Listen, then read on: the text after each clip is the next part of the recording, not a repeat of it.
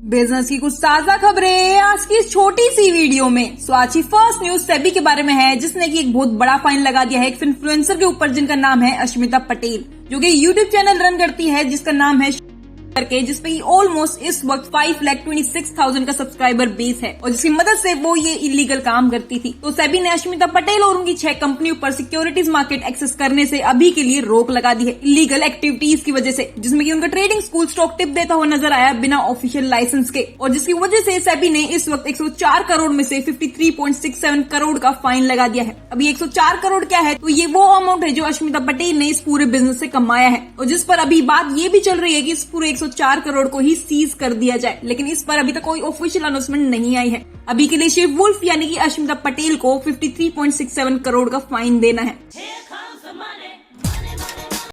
तो बढ़ते हैं नेक्स्ट न्यूज पर, जो कि जोमेटो के बारे में है और जिसने ऑफिशियली अपनी कंपनी का नाम चेंज कर लिया है और रख लिया है, वो मैं आपको आखिरी में बताऊंगी। लेकिन उससे पहले स्टॉक एक्सचेंज फाइलिंग के मुताबिक बोर्ड ने इस नाम को चेंज करने के लिए अप्रूवल अपना दे दिया है, जिस पर सीईओ दीपेंद्र गोयल ने कहा कि उन्होंने इस नाम को ऑलरेडी यूज करना स्टार्ट कर दिया था ब्लिंकिट की एक्विजिशन के बाद, और जिसको कि वो लोग अब दुनिया के सामने लेकर आ रहे हैं, और इसका नाम है एटर्नल लिमिटेड। यानी कि अब आपको जोमेटो लिमिटेड की जगह एटर्नल लिमिटेड दिखाई देगा, और ये ऑलरेडी उनकी वेबसाइट में शिफ्ट हो चुका है। लेकिन आपको जल्दी स्टॉक टिकर पर भी जोमेटो लिमिटेड की जगह एटर्नल लिमिटेड दिखाई देने वाला है। अब बिजनेस की अगर बात करें तो इस एटर्नल लिमिटेड में 4 मेन बिजनेस काउंट होंगे, जो कि है जोमेटो, ब्लिंकिट, डिस्ट्रिक्ट और हाइपर प्योर। आप मुझे कमेंट सेक्शन में जरूर बताना कि आपको ये नाम कैसा लगा। सो बढ़ते हैं नेक्स्ट न्यूज पे, जो कि है पीयूष बंसल जी के लेंसकार्ट के बारे में, जो कि अपने 1 बिलियन के आईपीओ की प्लानिंग कर रहा है, जिसमें कि वो इस वक्त 5 इन्वेस्टमेंट बैंक के साथ बात कर रहा है, जो कि है Kotak Mahindra capital, axis capital, city, Morgan Stanley और एवेंडिस कैपिटल के साथ। और इन बैंक्स की मदद से लेंसकार्ट अपने आईपीओ की प्लानिंग स्टार्ट करेगा इस मिड फरवरी में 2025 के, यानी कि इसी साल। आप मुझे कमेंट सेक्शन में जरूर बताना कि अगर लेंसकार्ट का आईपीओ आता है तो क्या आप इन्वेस्ट करोगे। अगर हाँ तो वीडियो को लाइक कर देना, और ना तो कमेंट सेक्शन में ना जरूर लिख के जाना, और रीजन के साथ। तो बढ़ते हैं नेक्स्ट न्यूज पे, जो कि अनिल अंबानी जी के कम बैक के बारे में है, जिसमें कि वो अपनी फेवरेट कंपनी पर इस वक्त काफी ज्यादा जोर लगा रहे हैं, और वो कंपनी है रिलायंस पावर, जिसमें कि वो काफी ज्यादा फोकस कर रहे हैं अपनी और कंपनियों के मुकाबले। तो अनिल अंबानी जी की रिलायंस पावर ने इस साल Q3 FY25 में 41.95 करोड़ का प्रॉफिट रिपोर्ट किया है, जो कि रिलायंस पावर के शेयर होल्डर्स के लिए काफी अच्छी न्यूज है, क्योंकि पिछले साल यही कंपनी नेट लॉस में थी, जो कि था 1136.75 करोड़ का, और उससे अब ये रिकवर करके 41.95 करोड़ के प्रॉफिट में आ चुकी है। तो बढ़ते हैं नेक्स्ट न्यूज पे, जो कि है गवर्नमेंट के कुछ नए प्लान्स के बारे में टोल को लेकर, जिसमें कि गवर्नमेंट इस वक्त प्लानिंग कर रही है लाइफ टाइम और एनुअल हाईवे टोल पास अनाउंस करने के लिए, जिसमें कि इस वक्त गवर्नमेंट 2 पासेस के लिए प्लान कर रही है, जो कि एक होगा मंथली बेसिस पर और एक होगा लाइफ टाइम पास, जिसमें मंथली की फीस होगी 3,000 और लाइफ टाइम पास की वैल्यू होगी 30,000 की, जो कि 15 सालों के लिए वैलिड होगा, और जिसकी मदद से गवर्नमेंट और देश के लोगों को काफी ज्यादा फायदा मिलेगा। जैसे कि इसकी हेल्प से गवर्नमेंट को टोल की कॉस्ट कम पड़ेगी और ट्रैफिक का कंजप्शन कम होगा, और आम लोगों को ज्यादा कन्वीनियंस प्रोवाइड करी जाएगी, जिसमें कि कोई रिपीटेड चार्ज नहीं होगा और ना ही बार बार कोई एक्स्ट्रा डॉक्यूमेंट लगेगा। लेकिन इस पर अभी तक कोई ऑफिशियल अनाउंसमेंट नहीं आई है। ऑफिशियल अनाउंसमेंट जैसे ही आएगी आपको इस चैनल पर पता लग जाएगी, और उसके लिए आप हमारे चैनल को सब्सक्राइब भी कर सकते हो। तो बढ़ते हैं नेक्स्ट न्यूज पे, जो कि सैम ऑल्टमैन के यू टर्न के बारे में है, जो कि उन्होंने मारा है अपनी प्रीवियस स्टेटमेंट से, जो कि उन्होंने इंडिया पर दी थी, जिसमें कि उन्होंने कहा था कि it's totally hopeless to compete with us. It's totally hopeless to compete with us on training foundation models you shouldn't try, and it's your job to try anyway. और अपनी इसी स्टेटमेंट पे से उन्होंने इस वक्त अपना यू टर्न मान लिया है और कहा कि मेरी स्टेटमेंट को गलत तरीके से ले लिया था, बल्कि मैं अब बोलता हूँ कि इंडिया शुड लीड एआई।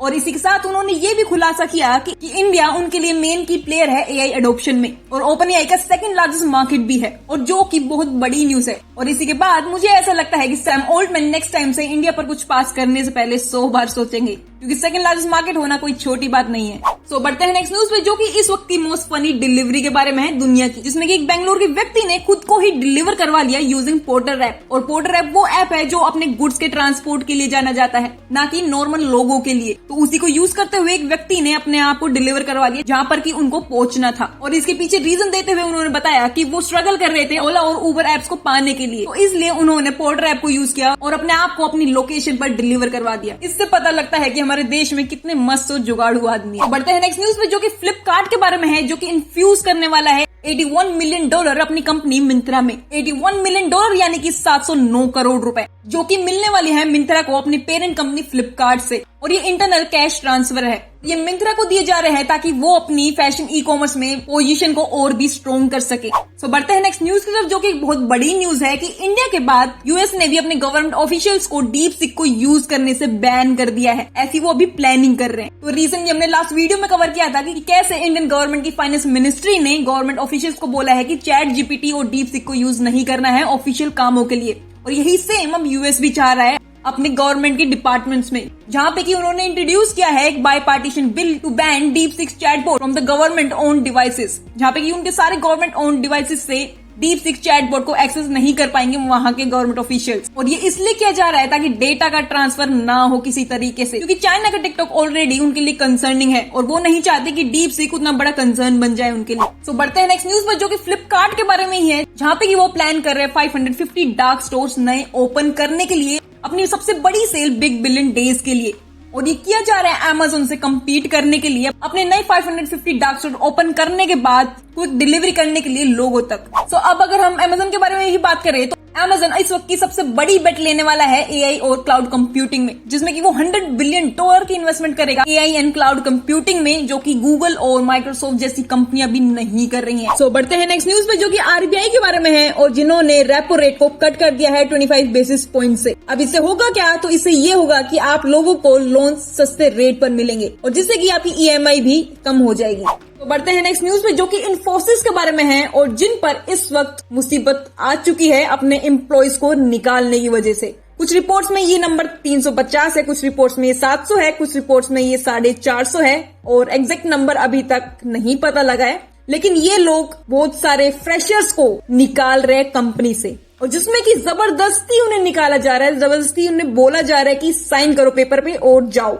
और कुछ लोगों का ये भी कहना है, कुछ लोगों का एलिगेशन है कि हमसे हमारा फोन छीना जा रहा है और जबरदस्ती साइन करवाए जा रहे हैं कि कंपनी को हम अपनी मर्जी से छोड़ रहे हैं। और जिस पर कि आईटी एम्प्लॉयज यूनियन ने लेबर मिनिस्टर को कंप्लेंट लिखी है, फाइल की है कि यहाँ वर्कर्स के राइट एक्सप्लॉइट हो रहे हैं। मेरे हिसाब से इस ले ऑफ का रीजन होगा कि उन्होंने 70 घंटे काम नहीं करे होंगे, शायद इसी वजह से वो लोग अब कंपनी से बाहर किए जा रहे हैं, या फिर उन्होंने 70 घंटे काम करने के लिए सैलरी थोड़ी सी ज्यादा मांग ली होगी, ऐसा मुझे लगता है। पर सही में आई लव इन्फोसिस, मेरी one of the favourite company Infosys. पर इसमें एक कैच ये है कि पिछले 2.5 सालों में 1000 फ्रेशर्स को ज्वाइन कराया गया था कंपनी में, जिसमें कि इस वक्त इस रिपोर्ट के अकॉर्डिंग 350 लोगों को निकाल दिया गया है। उसका रीजन भी बताऊंगी, लेकिन उससे पहले ये डेटा को हम वेरीफाई नहीं कर पाए, क्योंकि बहुत सारी रिपोर्ट्स में कहीं ये 700 है, कहीं 450 है और कहीं कुछ है, तो एग्जैक्ट नंबर तो नहीं पता लगा। लेकिन उसके अलावा